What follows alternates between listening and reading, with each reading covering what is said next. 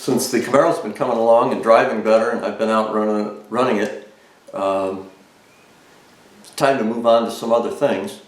And one of those is that the rear deck on this car is way out of line.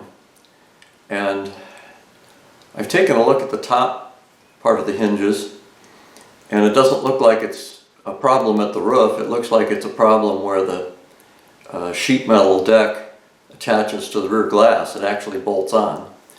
And so I'm going to attack that, try to take it apart. I've already bought some supplies, some windshield grade urethane and some adhesive strips that are meant to weather stripping strips. And I'm going to see if I can get this apart and correct the issue. If you look at the back spoiler on this car, you'll see that right in here is that the spoiler is a long ways out from the back. Right in here, it's a long ways, and so that's going to take some work. I need to get in. I've already been looking. I need to get in the bottom here and look at the foam insulation or the strip that's there. The struts that hold the hatch up on this car are completely dead. They've leaked out. They don't seem to give any force at all, so I start by holding it up with a 2x4. But I'm going to start investigating and see where it goes from there. To begin with, I've removed turn the camera sideways here. I've removed the trim panel from the bottom of the trunk or deck lid. You can see that I've got it supported with a 2x4. Just as I go around here,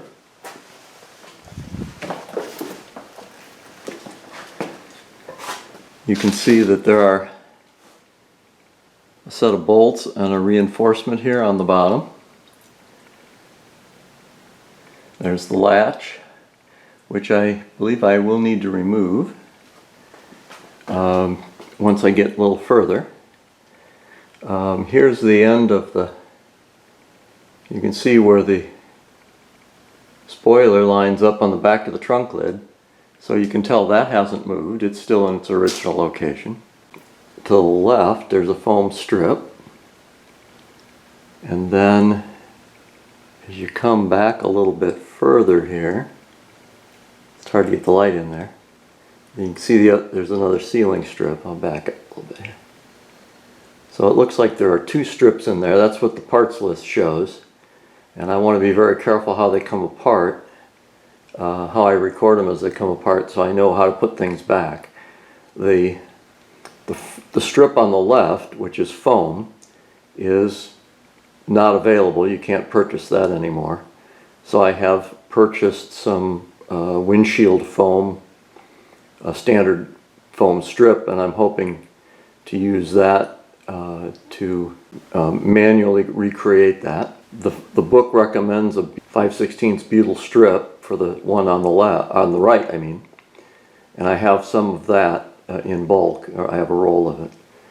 And then if that isn't enough, I also have urethane adhesive, and I'll use the urethane adhesive to fill in wherever else.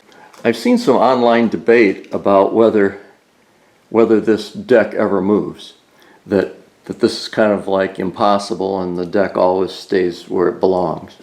Well, there's two things.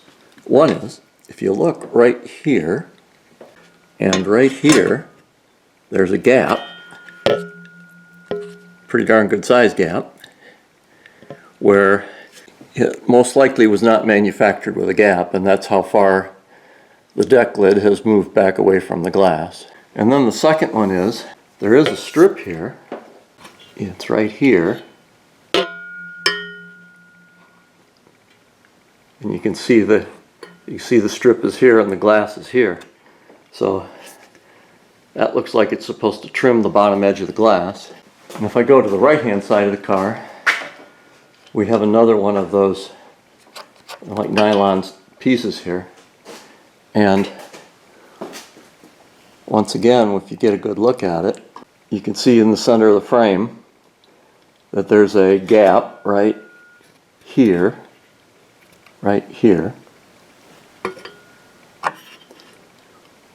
that has come back and moved back off the glass. And again, it's about the same amount as the spoiler is moved to the rear. Now my next project is, I need to remove the struts, and I think I can do that with it held up in the air with a 2x4. And the second thing is I need to find something to hold up the glass. The shop manual says you can use jack stands. I'm going to take a look and see what I can do, because as I look at the procedure, we need to be able to lift the glass to be able to come back in here and install these screws and nuts. Okay, well, let's get these struts off first. You have to disconnect that one, which is a wire that goes up here to the rear defroster grids. Cylinders are completely flat. They don't seem to have any tension on them. If you were doing this, if I was doing this, either way, with a cylinder that had pressure in it, you probably need an extra pair of hands. They want the deck lid all the way up. You may also, I probably could also put an additional, change the length of that 2x4 to make sure it's held all the way up. It's a lot better if you have help, but in this case, there's no pressure on them. So I'm going to just disconnect them. It's got a 8mm nut or bolt on it here.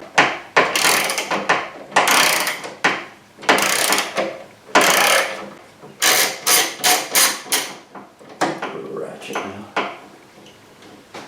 Take that all the way out.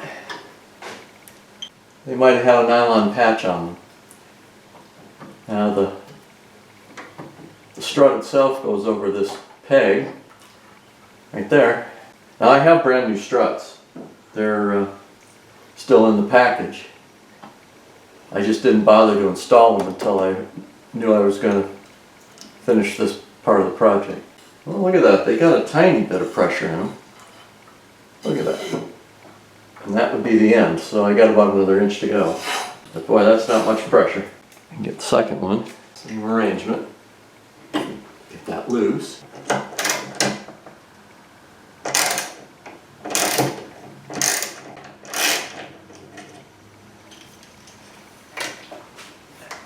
This one feels like it might have a little bit of pressure in it.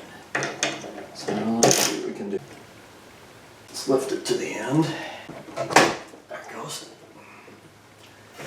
I'll set it back on the...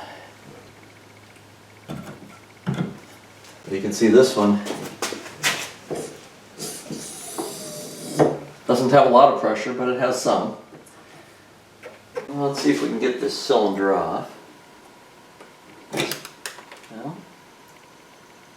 it popped off at one of the tabs is broken. Pull the connection off. Okay, well this one takes a T50. Take a shot at that.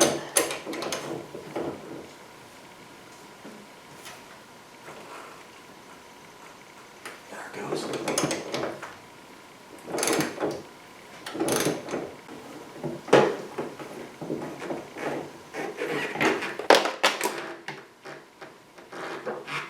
Alright, so there goes the cylinder.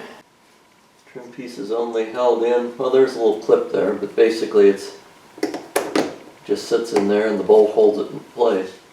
Well, we'll see how this works. I put down a piece of 2x12 block on the, or 2x10 on the floor, and brought out my floor jack.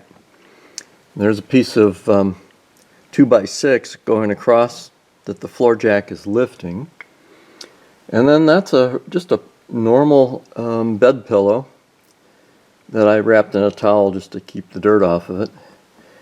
But I need a way to lift and lower the glass to be able to work on it by myself without another pair of hands. And it's kind of awkward even if you had more people.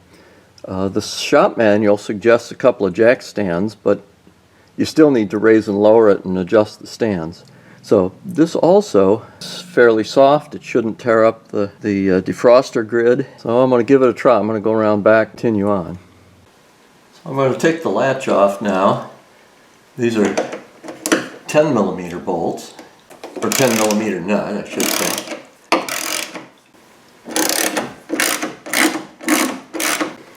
I'm also, since I'm starting to work with the glass, I've used the safety goggles. Thing you always have to watch when you're working with this glass is that if you put enough stress on it the wrong way, it'll shatter, which on one hand will be a huge mess and very expensive, but it's also dangerous. So you got to be really careful working with glass. I've had windows shatter on me just holding them before. Alright, so there's the latch. I'll set that aside. And next, I think I'm going to lower the glass back down, and I'd like to make some final measurements and put some tape on the window before I try to take these bolts off underneath. But the way I think the process will work is I'll tape it, understand where I think I want it to be, protect the glass. We'll have to take these off and this reinforcing panel, and then do some scraping from the top to be able to separate this from the glass. Have to go in with a scraper or putty knives, or whichever, and break the bond loose. And again, without overstressing the glass. So